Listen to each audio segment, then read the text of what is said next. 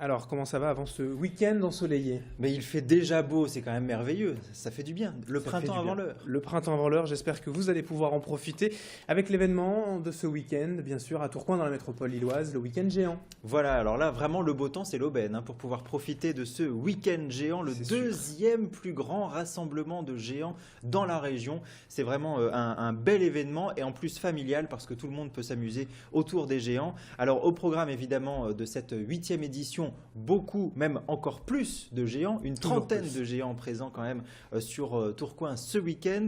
2 fois plus de parades, de la musique avec les fanfares, les harmonies de la ville. Enfin, vraiment, ça va être la belle fête tout au long de ce week-end à Tourcoing. À ne pas manquer notamment dimanche, l'arrivée de 2 nouveaux géants qui ont été fabriqués et conçus par les habitants de la ville, de plusieurs quartiers, de 3 quartiers en tout cas. Les quartiers Belle-Encontre, Falampin et Virolois. Alors, Belle-Encontre et Falampin ont travaillé ensemble sur un seul et même géant qui va donc être baptisé ce dimanche. C'est Augustin de Belle-en-Pin pour Belle-Encontre et Falampin. Hop, La contraction, Belle-en-Pin. tout à fait. Voilà, Augustin de Belle-en-Pin et Clémentine du Virolois.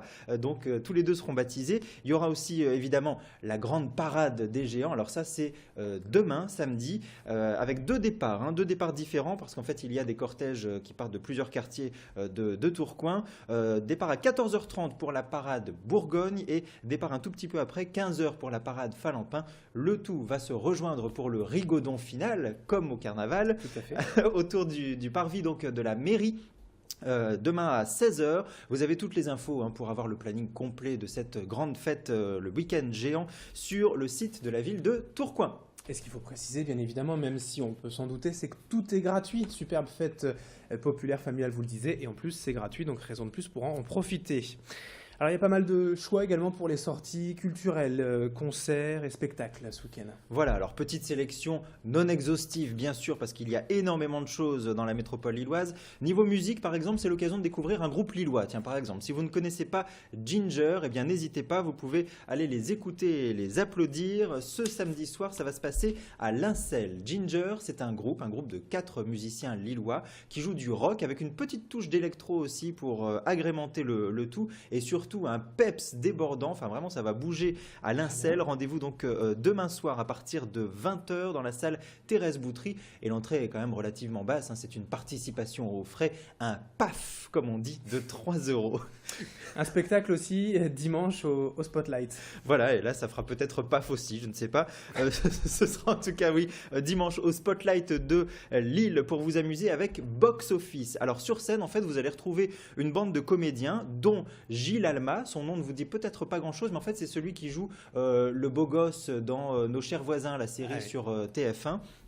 Donc Gilles Alma entre autres, et tous font de l'improvisation autour de thèmes, de petites phrases données par le public, mais aussi et surtout autour des répliques célèbres du cinéma. Donc ils rendent hommage au cinéma, d'où le nom Box Office pour ce spectacle. Vraiment c'est très drôle, ça donne des moments assez particuliers sur scène. Rendez-vous donc ce dimanche à 16h pour et puis ce l'autre spectacle. sélection, c'est plutôt pour les enfants. C'est toujours au Spotlight, mais c'est plutôt pour les plus jeunes. Oui, c'est vrai que le Spotlight, on y pense souvent, il y a beaucoup de comiques qui y vont, mais il y a aussi des spectacles pour enfants à l'occasion, et c'est le cas par exemple demain après-midi à 16h, voilà, au moment du goûter, un spectacle qui s'appelle Tatatoum. C'est un mélange de chansons et de sketchs avec beaucoup de tendresse et aussi de l'humour. Ça s'adresse aux enfants âgés de 2 à 7 ans. C'est Laurent qui sera sur scène demain, et vous avez toutes les infos sur ce spectacle et sur toute la programmation d'ailleurs sur le site du spotlight-lille.com.